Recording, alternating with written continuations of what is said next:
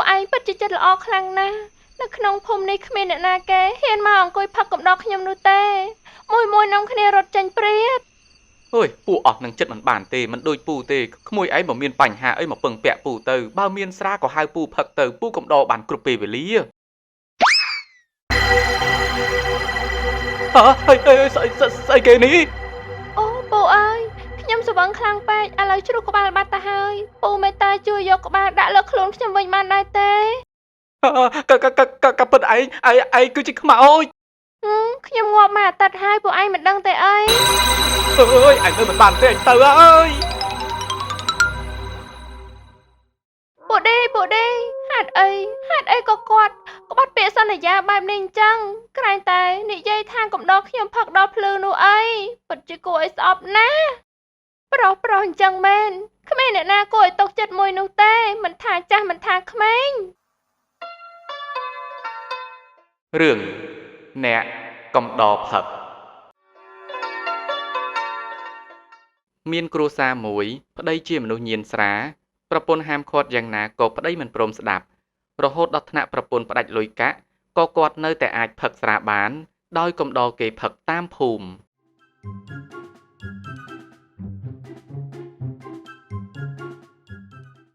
ឯងខ្ញុំរកតែជួយបនភូមិមួយផ្លែតណាព្រោះលោកមេភូមិគាត់ហាមាត់ពឹងពាក់ហើយបើមិនជួយមិនបានទេការពិតទៅជួយគេមិនប្រមាណទេតែឯងនេះចង់តែផឹកច្រើនជាងតើត្រូវទេឯងបនទៀនណាទៅផឹកយ៉ាងម៉េចកើតអ្នកណាទៅផឹកពេលបនអញ្ចឹងបានហើយមិនចាំបាច់ទៅណានោះទេខ្ញុំបានចូលបនរួចហើយឯងចូលបនជារឿងរបស់ឯងបានបនទៅឯងហើយខ្ញុំនេះមិនទាន់បានធ្វើអីផងខ្ញុំក៏ចង់ធ្វើបនដែរលុយនឹងឯងជាអ្នករោដែរតើមកខ្ញុំចូលបនដោយតែឯងនឹងបានចូលបនដែរអញ្ចឹងចាំខ្ញុំឲ្យមេឲ្យផលអើយអត់ទេមិនបាច់ទេខ្ញុំទៅរកធ្វើបនដោយខ្លួនឯងវិញចូលចេះរឿងរុះណាបានឯងទៅជាមើលចោះមកវិញដឹងតែស្វឹងទុនខ្លួនជាមិនខានបើអញ្ចឹងឲ្យខ្ញុំ 5000 មកណាឯងចុះក្រែងតែឯងទៅជួយបនមែនទេចាំបាច់យកលុយទៅតាមខ្លួនធ្វើអីយីប៉ែនេះសាំច្រើនមែនបើអញ្ចឹងមិនបាច់ក៏បានដែរខ្ញុំទៅជួយបនលោកមេភូមិហើយគ្មានបានទៅបនទៅអីទេមុខនេះនោះគឺប្រកាសជាទៅផឹកច្បាស់ណាផឹកអីក៏ផឹកទៅគ្មានលុយមករៀលក្នុងខ្លួនបែបនេះប្រកាសជាមិនអាចផឹកបាននោះទេ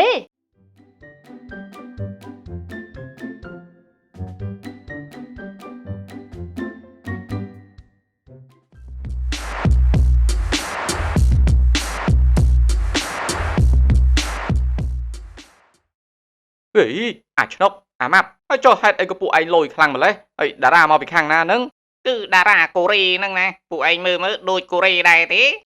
អត់ទេគ្មានដូចកូរ៉េស្អីទេតែមើលទៅមុខមាត់ពួកឯងដូចជាញញឹមស្រស់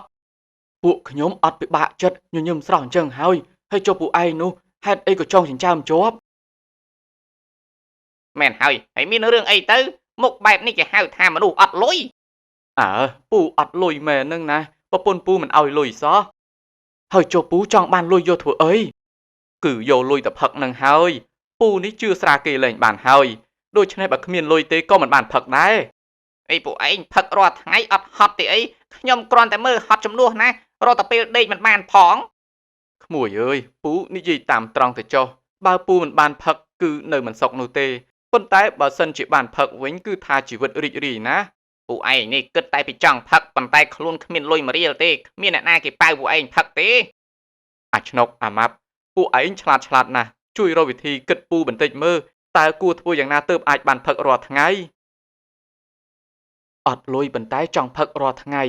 ឡូវអញ្ចេះទៅមើលតែគ្រួសារណាគេពិបាកចិត្តពួកឯងចូលទៅកំដរគេផឹកទៅត្រូវហើយគេថាកំដរសេតណាអើយអាឆ្នុកអាម៉ាប់អ្នកភូមិយើងនេះគ្មានអ្នកណាគេក្រៀមក្រំនោះទេឯងមើលចុះម្នាក់ជីវិតគេធូរធានណាស់អ្នកខ្លះកូនគេរៀនដល់ភ្នំពេញហើយធ្វើការនៅទីនោះបានប្រាក់ខែច្រើនគេផ្ញើលុយមកជារៀងរាល់ខែម៉ែឪមិនដែលពិបាកចិត្តម្ដងណាទេហើយចុះពួកឯងអត់ចេះបង្កើតរឿងទេអីពួកឯងមើលចុះអ៊ំសឿនសប្តាហ៍ថ្ងៃនេះគាត់សប្បាយចិត្តណាស់គាត់រំពឹងតែកូននោះទេហើយកូនគាត់ធូរធាននៅភ្នំពេញរកប្រាក់បានច្រើនបើពួកឯងក៏ហក់ថាកូនគាត់នៅទីនោះលំបាកវេទនារកព្រឹកខ្វះល្ងាចរកល្ងាចខ្វះព្រឹកចម្ពាក់គេជុំទិសអ៊ំសឿនប្រកាសជាពិបាកចិត្តហើយលុយដែលគាត់មានសេះសល់ទាំងប្រមាណប្រកាសជាយកមកផឹកហើយពេលនោះពួកឯងកំដរគាត់ទៅប្រកាសជាបានផឹកបានស៊ីហើយ ប៉ុន្តែក៏ហក់បែបនឹងថ្ងៃក្រោយគេគង់តែដឹងរឿងទេ ឯដឹងទៅបើពួកឯងបានផឹករួចទៅហើយតែខ្វល់ច្រើនម្ល៉េះ អើមែនវ៉ៃពួកឯងនិយាយអញ្ចឹងត្រូវមួយយ៉ាងដែរតើបើមិនធ្វើបែបហ្នឹងគឺមិនបានផឹកឡើយព្រោះប្រពន្ធពូនេះហាមពូជាប់មិនឲ្យពូទៅណាផឹកស៊ីផ្ដេសផ្ដាស់នោះទេជាពិសេសរឿងលុយកាក់ហ្នឹងគឺថាត្បិតត្បៀតខ្លាំងណាស់បើពូបណ្ដោយបែបនេះតទៅទៀតពូប្រកាសជាមិនអាចផឹកស្រាមួយជីវិតហើយមានតែធ្វើតាមពួកឯងទៅចុះ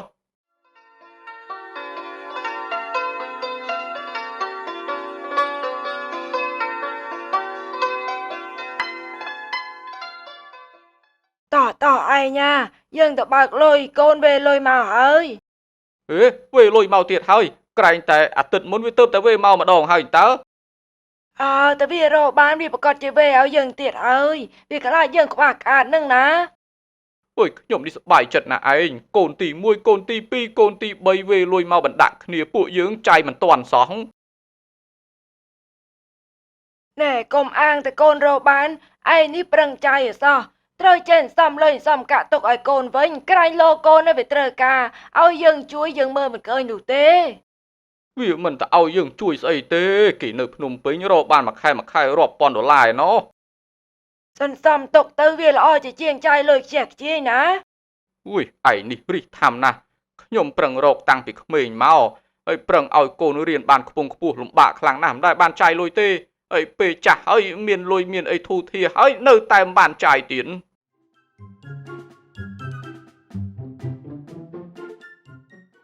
អើយបងកុំសប្បាយចិត្តនឹងរឿងកូនផ្ញើលុយមកច្រើនពេកហេយ៉ាងម៉េចណាឌីឯងនិយាយចង់បានន័យថាយ៉ាងម៉េច មែនហើយរឿងអីដែលហាមមិនឲ្យអញសប្បាយចិត្តនឹងហាកូនអញជោគជ័យកូនអញរកបានគេចេះសងគុណចេះផ្ញើលុយផ្ញើកាក់ឲ្យពុកម៉ែគេចាយ ជោគជ័យហើយចុះបងមានបានទៅឃើញផ្ទាល់ភ្នែកដែរទេអញនេះជិះឡានមិនកើតទេទៅភ្នំពេញឆ្ងាយខ្លាំងណាស់ហើយចាស់ហើយអង្គុយយូរមិនកើតហើយដូច្នេះមិនបានទៅមើលផ្ទាល់ភ្នែកទេប៉ុន្តែកូនគេប្រាប់ថាគេជោគជ័យហើយគ្រាន់តែឃើញគេផ្ញើលុយមកក៏ដឹងដែរអត់ទេបងអើយគ្នានៅទីនោះយ៉ាប់ខ្លាំងណាស់ធ្វើការរកប្រាក់ទាំងយប់ទាំងថ្ងៃគេស្ដីឲ្យព្រឹកល្ងាចហើយជំពាក់គេជុំទិសទៀតផងកូនបងឯងនៅទីនោះណាគេសម្ដែងធ្វើជាជោគជ័យកុំឲ្យបងឯងពិបាកចិត្តព្រោះបងចាស់ទៅហើយដូច្នេះអ្វីដែលបងបានឃើញគ្រាន់តែជាការកុហកគ្រាន់តែជាការសម្ដែងតែប៉ុណ្ណោះឯង បើចឹងមកនេះតែកូនបងគេមិនជោគជ័យទេអី មិនជោគជ័យទេវេទនាណាសួរខ្ញុំឯណេះខ្ញុំឧស្សាហ៍ឡើងទៅភ្នំពេញខ្ញុំដឹងរឿងច្បាស់ពួកគេធ្វើការពីមួយកន្លែងទៅមួយកន្លែងគេដេញចេញរហូតហើយរឿងលុយថ្លៃបន្ទប់ជួលថ្លៃទឹកថ្លៃភ្លើងនឹងបង់គេមិនដែលគ្រប់នោះទេគេស្ដីឲ្យព្រឹកល្ងាចរាល់តែថ្ងៃនឹងឯង ហើយកូនអញលំបាកដល់ថ្នាក់នឹងផងមែនទេគេប្រាប់ថាគេនៅទីនោះគេទិញផ្ទះហើយចុះហេតុអីបានជានៅបន្ទប់ជួលទៀតអញ្ចឹងតើកូនណាទៅដែលគេចង់ឲ្យឪពុកម្ដាយខ្លួនឯងអស់សង្ឃឹមពួកគេនៅឆ្ងាយគេមិនចង់ឲ្យបងឯងអស់សង្ឃឹមចង់ឲ្យបងឯងមានភាពជឿជាក់ចង់ឲ្យបងឯងរីករាយទើបគេធ្វើបែបហ្នឹងកូនធ្វើអញ្ចឹងពិតជាមិនខុសនោះទេប៉ុន្តែបងឯងទទួលលុយគេនេះគួរតែចាយវាឲ្យវាត្រូវខ្ទង់ផង ឯងអើយស្ដាប់ឲ្យខ្ញុំពិតជាអាណិតកូនណាយ៉ាងម៉េចយ៉ាងម៉ាហៅវាត្រឡប់មកស្រុកវិញតើដឹង ពិតមែនហើយពួកយើងគួរតែហៅពួកវាមកស្រុកវិញមកកុំឲ្យពួកវាវេទនានៅទីនោះនៅទីនេះទោះបីជាអត់លុយយ៉ាងណាក៏មិនដាច់ពោះស្លាប់ដែរយើងមានស្រែយើងមានចំការហើយចូលនៅទីនោះពួកវាធ្វើស្អីបើដាច់លុយហើយគឺចប់បងចាស់ហើយពិបាកចិត្តបែបហ្នឹងអាចឈឺណាឥឡូវយកស្រាមកបំបត្តិទុកសិនទៅពេលដែលបងឯងផឹកស្រាក៏ជួយរំសាយទុកខ្លះហើយបែបនេះទៅក៏កាត់បន្ថយភាពតានតឹងមិនអាចឲ្យបងឯងឈឺបាននោះទេចាំខ្ញុំជួយកំដរណា ឯងនិយាយត្រូវណែអាឌីឯងទៅទិញស្រាមកយកមកផឹកជុំគ្នា ឯងទិញអាស្រាណាខ្លាំងណាស់បងចង់ផឹកហើយដេកលក់ដោយមិនចាំបាច់គិតព្រោះបងអាណិតកូនណាមិនអីទេបងឲ្យតែលុយមកខ្ញុំទៅទិញស្រាទិញសាច់ខ្លែម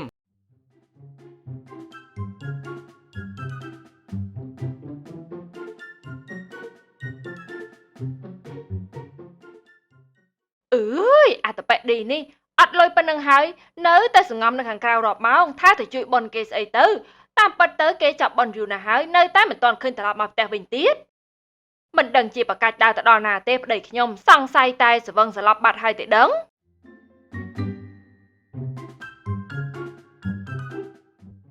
មិញរុយអើយ មិញមិនចាំប្តីទេណោះអ៊ំអុកអ៊ំសឿនហៅតែផឹកស៊ីនៅផ្ទះគាត់ឯណោះ យីពួកគាត់ចាស់ហើយតើក្រាញ់តែកាន់សិលមែនទេហេតុអីក៏សុកបែកជាបបួលប្តីអញទៅផឹកស៊ីអញ្ចឹង អើយមីងរុយអើយមីងរុយនេះមិនដឹងទេអីអ៊ំអុកអ៊ំសឿនគាត់មិនដែលចង់ឲ្យគ្រួសារណាលើសគ្រួសារគាត់នោះទេពេលដែលគាត់ដឹងថាពូឌីកែប្រែឈប់ផឹកស្រាគាត់ក៏ចំណាយលុយដើម្បីអូសទាញពូឌីផឹកស្រាបន្តហើយបែបនេះពូឌីផ្ដាច់ស្រាមិននឹងកើតហើយនៅពេលដែលពូឌីនៅតែញៀនស្រាបែបហ្នឹងគ្រួសារមីងប្រកាសជាងើបមុខមិនរួចទេប៉ុន្តែគ្រួសារអ៊ំអុកអ៊ំសឿនគឺជោគជ័យខ្លាំងណាស់ព្រោះមានកូនជួយទំនុកបំរុងជាប្រចាំខែ ងាប់ហើយហេតុអីក៏បងអុកបងសឿនជាមនុស្សពឹសពលបែបនេះអញ្ចឹង ពឹសពលសាហាវណាស់បើដឹងថាគេកែខ្លួនធ្វើជាមនុស្សល្អវិញណាគឺទាញទៅអាក្រក់ហើយមិនឲ្យល្អបានទេ បើមិនអញ្ចឹងទេមិននឹងអាចគ្រួសារគាត់ធូរធារជាងគេនៅក្នុងភូមិនេះទៅមើលទៅគ្រួសារអ្នកជុំវិញនឹងទៅអ្នកណារៀងធូរធារឡើងបន្តិចនឹងអ៊ំអុកអ៊ំសឿននាំគេឈួតអស់ហើយ អើយពិតជាគួរស្អប់ខ្លាំងណាស់ហេតុអីបងអុកបងសឿនជាមនុស្សអាក្រក់បែបនេះអញ្ចឹងមិនបានទេរត់តែថាឲ្យគាត់ដល់ផ្ទះម្ដង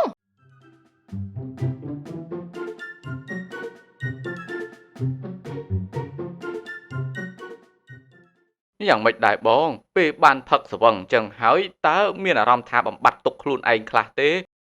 ពេលស្ពឹកពេញខ្លួនចេះទៅដូចជាមិនសូវបានគិតរឿងអីស្មុគស្មាញសោះ អើយសវងអើយរឿងកូនរឿងចៅទុកម្លាយទៅពួកយើងចូលកៅបន្តទៀត ត្រូវហើយបងពិបាកចិត្តអីហៅខ្ញុំមកកំដរផឹកមកខ្ញុំកំដរបានគ្រប់24ម៉ោងតែម្ដងអូគុណណាឌីឯងគឺជាអ្នកចិត្តខាងដ៏ល្អរបស់បងហើយ នេះសំណាងហើយដែលឯងបានកំដរបងផឹកបើមិនចឹងទេបងពីរអ្នកយាយតានេះមិនដឹងថាគួរធ្វើយ៉ាងម៉េចដើម្បីបំបត្តិទុកឡើយ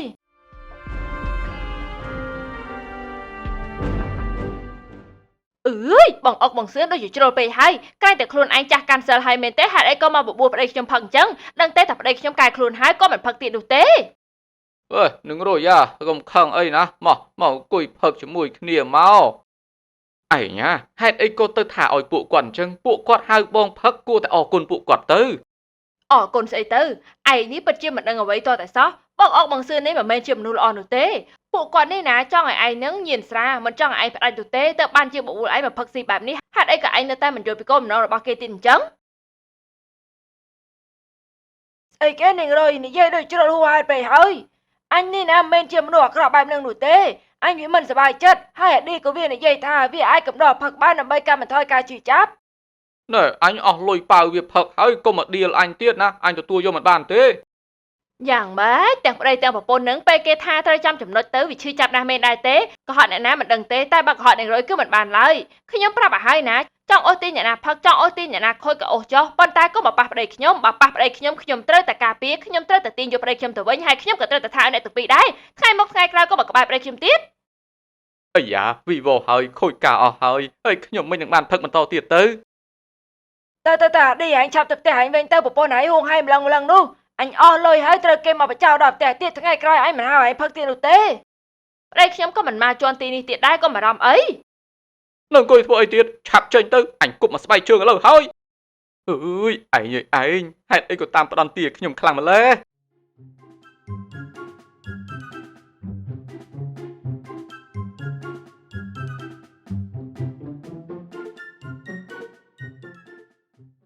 អាម៉ាប់ពួកយើងត្រូវតែធ្វើរឿងគ្រប់យ៉ាងកុំឲ្យពូឌីផ្ដាច់ស្រាបានណា ហើយក៏ត្រូវធ្វើរឿងគ្រប់យ៉ាងដែរឲ្យមីងរុយជេរពូឌីរាល់ថ្ងៃ អើកុំឲ្យពួកគាត់ត្រូវគ្នាឲ្យសោះបើសិនជាពូឌីឈប់ផឹកស្រាមីងរុយប្រកាសជាស្រឡាញ់ពូឌីជាមិនខានគ្រួសារគេប្រកាសជាមានសុភមង្គល ត្រូវហើយដូច្នេះមានតែស្រានឹងហើយទើបធ្វើឲ្យជីវិតគ្រួសារគេតែងតែល្អកកនឹងគ្នា អូយពូឌីពូឌីឲ្យខ្ញុំសុំទោសផងណានេះគឺជាចំណុចខ្សោយរបស់គ្រួសារពូហើយ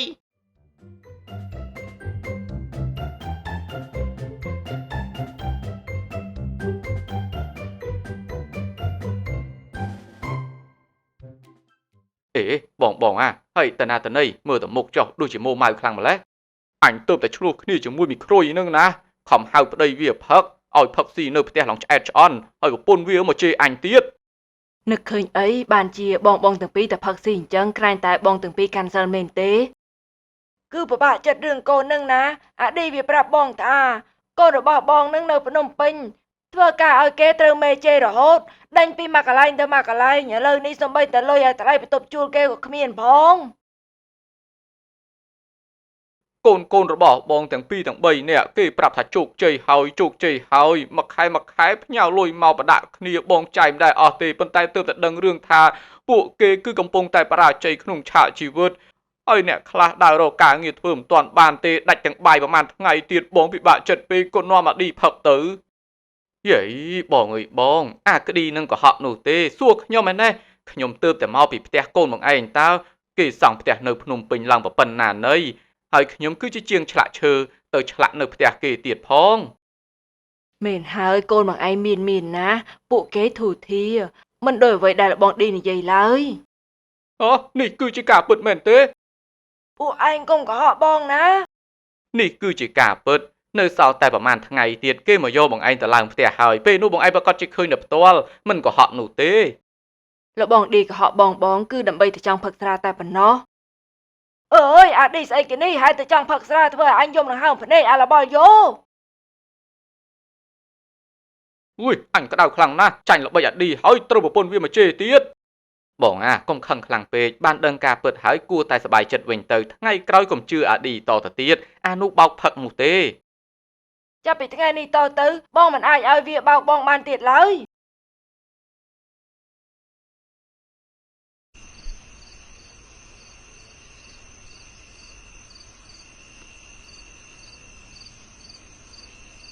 គំនិតអាឆ្នុកអាម៉ាប់នេះពិតជាល្អខ្លាំងណាស់គ្រាន់តែធ្វើភ្លាមបានផលផ្លែតប៉ុន្តែសំណាងអាក្រក់ថ្ងៃនេះប្រពន្ធខ្ញុំដឹងរឿងនេះបើសិនជានាងមិនដឹងវិញណាថ្ងៃនេះខ្ញុំផឹកតតែសន្លប់មិនធ្វើអីទេថ្ងៃនេះបរាជ័យថ្ងៃស្អែកមិនអាចបរាជ័យនោះទេខ្ញុំនឹងធ្វើវិធីបែបនេះដើម្បីបោកគ្រួសារផ្សេងទៀតពេលនោះខ្ញុំប្រកាសជាបានផឹកហើយ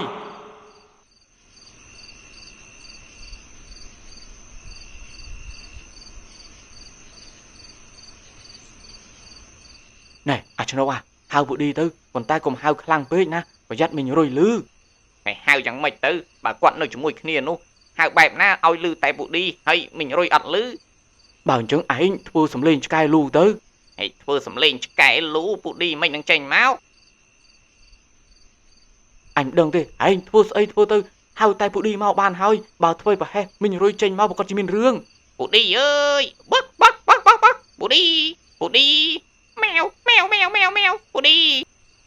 អីយ៉ាហើយអ្នកណាអញ្ចេះហៅឈ្មោះខ្ញុំចេញសំលេងឆ្កែហើយហៅឈ្មោះខ្ញុំម្ដងទៀតចេញសំលេងឆ្មាពួកឌីមកអ៊ូកវិញចេញទៅមើលមកផ្លែតមើលតើមានរឿងអីនៅខាងក្រៅ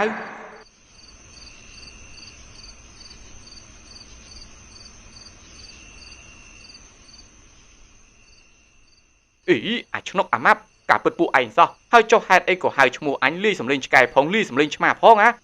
អូគឺខ្ញុំហៅពូជាភាសាឆ្កែហ្នឹងណា អីអាឆ្នុកឯងគិតថាអញឆ្កែមែនទេ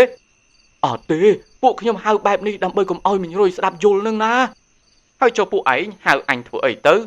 ណែពូមុននេះខ្ញុំដើរកាត់ផ្ទះចរិយាហើយឃើញនាងអង្គុយផឹកនៅមុខផ្ទះម្នាក់ឯងនាងប្រកាសជាពិបាកចិត្តហើយពួកឯងទៅកំដរនាងផឹកទៅ ថាម៉េចអាឆ្នុកចរិយាមែនទេអីនាងគឺជាស្រីស្អាតនាងមិនផឹកជាមួយអញនោះទេគេមិនខ្វល់ទេពូប្រហែលជាពេលនេះគេពិបាកចិត្តរឿងស្នេហាហើយបានជាគេអង្គុយផឹកតែម្នាក់ឯងមនុស្សពិបាកចិត្តរឿងស្នេហាបែបនេះគឺត្រូវការអ្នកកំដរជាចាំបាច់ ហើយបើសិនជាពួកឯងមិនទៅកំដរគេផឹកទេទុកឲ្យខ្ញុំជាអ្នកទៅ អេអត់ទេអញជាអ្នកទៅវិញណាថ្ងៃមិញអញផឹកមិនទាន់បានឆ្អែតផងប្រពន្ធអញមករករឿងទាន់ឥឡូវនាងដេកលក់ហើយទុកឲ្យអញជាអ្នកទៅផឹកកុំដល់ចរិយាខូចចិត្តទៅចុះពូព្រួញមួយបាញ់បានចាពីរបានផឹកហើយបង្កើតសេចក្តីស្នេហាតែម្ដងទៅអើយអាឆ្នុកអាម៉ាប់បើសិនជារឿងនេះជោគជ័យមែនណាអញមិនភ្លេចគុណពួកឯងនោះទេ ឆាប់ទៅប្រយ័ត្នគេចូលផ្ទះបាទ បើអញ្ចឹងពូទៅសិនហើយ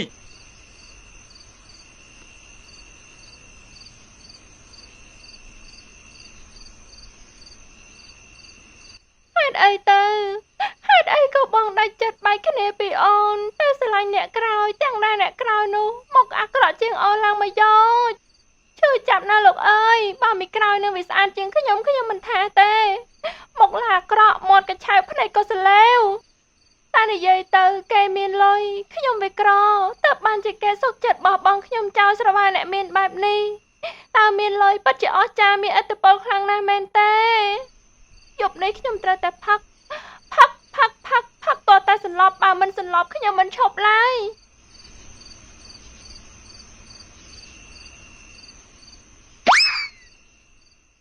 អីយ៉ាក្មួយចារិយាហើយនេះក្មួយឯងមកអង្គុយផឹកស្រាម្នាក់ឯងពេលយប់ហើយនៅមុខផ្ទះអញ្ចឹងដូចជាមិនសុវត្ថិភាពតតែសោះគឺខ្ញុំខូចចិត្តនឹងរឿងស្នេហានឹងណាពូខ្ញុំលែងខ្វល់លែងខ្លាចអ្វីទាំងអស់ហើយក្មួយឯងនៅក្មេងហើយស្រស់ស្អាតទៀតទៅខូចចិត្តរឿងស្នេហាធ្វើអីបើគេបោះបង់ក្មួយឯងចោលក្មួយឯងរកអ្នកថ្មីទៅមិនខ្វះទេអ្នកចង់ថែបេះដូងក្មួយនោះប៉ុន្តែពេលនេះខ្ញុំមិនតបបំភ្លេចអ្នកចាស់បានទេខ្ញុំមិននឹងអាចចាប់ផ្ដើមស្នេហាជាមួយនឹងអ្នកថ្មីបានទៅឥឡូវអញ្ចេះតែចុះក្មួយឯងផឹកទៅផឹកស្រាដើម្បីបំភ្លេចអ្នកចាស់ពូជាអ្នកកំដរផឹកពិតមែនទេពូល្អខ្លាំងណាស់ខ្ញុំផឹកម្នាក់ឯងពិតជាអបសុកបានពូមកកំដរបែបនេះគឺល្អហើយបើអញ្ចឹងយប់នេះពូត្រូវតែកំដរខ្ញុំផឹករហូតដល់ភ្លឺណាអូបានមិនអីទេឲ្យតែមានស្រាឲ្យពូផឹកដល់ស្អែកក៏បានដែរពូឯងពិតជាចិត្តល្អខ្លាំងណាស់នៅក្នុងភូមិនេះគ្មានអ្នកណាគេហ៊ានមកអង្គុយផឹកកំដរខ្ញុំនោះទេមួយនាំគ្នារត់ចេញព្រាតអើយពូអស់នឹងចិត្តមិនបានទេមិនដូចពូទេក្មួយឯងបើមានបញ្ហាអីមកពឹងពាក់ពូទៅបើមានស្រាក៏ហៅពូផឹកទៅពូកំដរបានគ្រប់ពេលវេលាស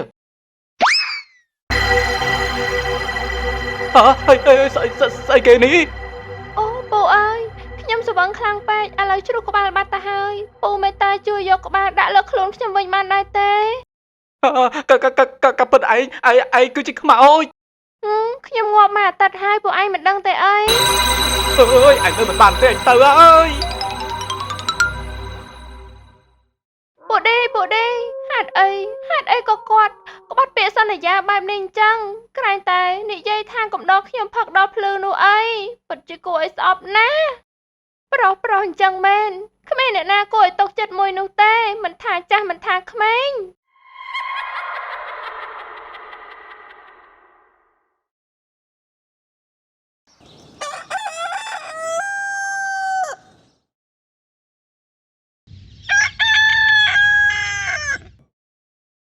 លបងផេះនាងសុលមានឃើញប្តីខ្ញុំដែរទេ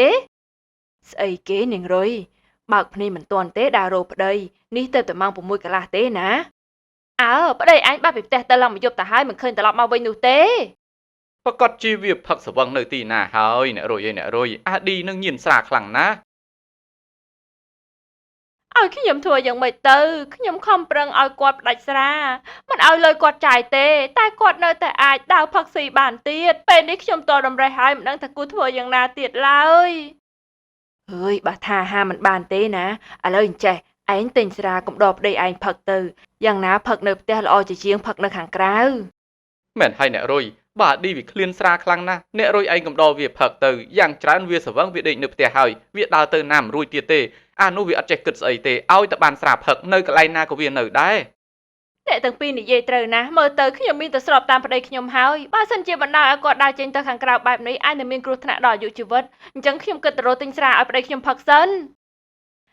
ហើយបង្កើតកម្មវិធីសប្បាយនៅផ្ទះទៅ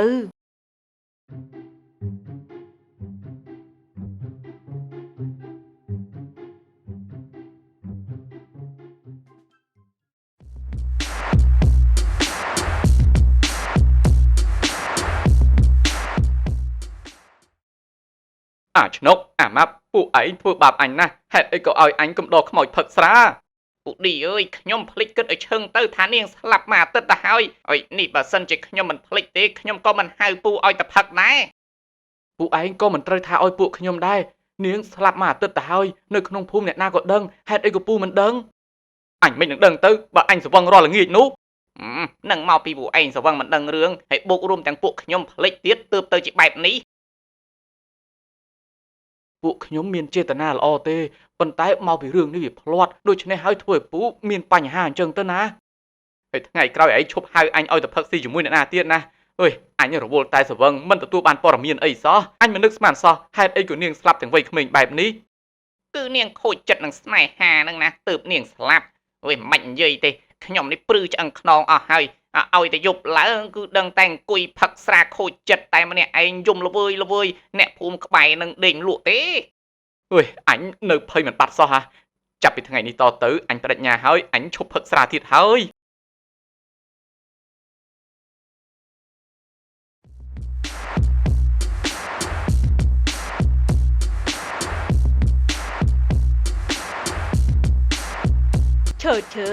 ឈើឈើអ៊ី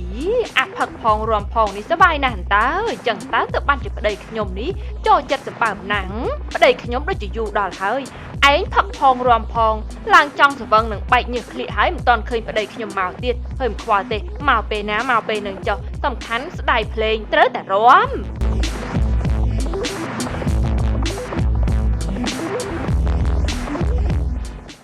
ហេអញហើយចុះនេះឯងធ្វើស្អី គឺរំចាំឯងហ្នឹងណាហើយឯងសក់ឯងកើតអីមិនក៏បាសអញ្ចឹង គឺខ្មោចលងពេញមួយយប់ហើយឯងមិនដឹងទេអី ថាមិនខ្មោចលងឯងទៅណាបានជាត្រូវខ្មោចលងបែបនេះ គឺអាឆ្នុកអាម៉ាប់នឹងណាវាប្រាប់ថានាងចរិយាខូចចិត្តនឹងរឿងស្នេហាអង្គុយផឹកស្រាម្នាក់ឯងនៅឯផ្ទះហើយវាឲ្យខ្ញុំទៅកំដរផឹកហើយខ្ញុំនេះនឹកឃើញថាស្ដាយស្រាចង់ផឹកជាមួយនឹងនាងក៏រត់ទៅទាំងយប់អញ្ចឹងទៅហើយមានអាណាពេលផឹកស្រាប់តែនាងជ្រុះក្បាលធ្លាក់លើតុណាឯង អើយឯងហេតុអីក៏ឯងគ្មានការចងចាំអញ្ចឹងនាងងាប់មួយអាទិត្យហើយណាខ្ញុំក៏បានយកអង្គមកកំប៉ុងលុយ 10000 រៀលទៅចូលប៉ុននាងដែរ ខ្ញុំស្វឹងស្លាប់រាល់ល្ងាចខ្ញុំមិនដឹងរឿងនោះទេ បានហើយឯងចាប់ពីថ្ងៃនេះតទៅឯងមិនបាច់ចាំហត់ដើរផឹកស៊ីតាមផ្ទះអ្នកភូមិតទៅទៀតនោះទេឥឡូវនេះខ្ញុំបង្កើតកម្មវិធីសប្បាយផឹកស៊ីស្វឹងហើយដេកនៅផ្ទះយើងមានសុវត្ថិភាពល្អជាទីបំផុត អត់ទេខ្ញុំបដិញ្ញាហើយខ្ញុំឈប់ផឹកស្រាហើយណាឯង ថាម៉េចនិយាយលេងនិយាយមែនឯងឈប់ផឹកស្រានោះ នេះគឺជាការពិតខ្ញុំមិនផឹកទៀតនោះទេ អីយ៉ាលោកប្តីឯងល្អពេកហើយទីបំផុតឯងផ្ដាច់ស្រាបានហើយ ទៅឆាប់រៀបចំរើអវ៉ាវ៉ាន់ចេញវិញទៅបិទបាសបិទអីទៅថ្លង់ណាស់ ចាឯងចាំខ្ញុំរៀបចំឲ្យបានស្អាត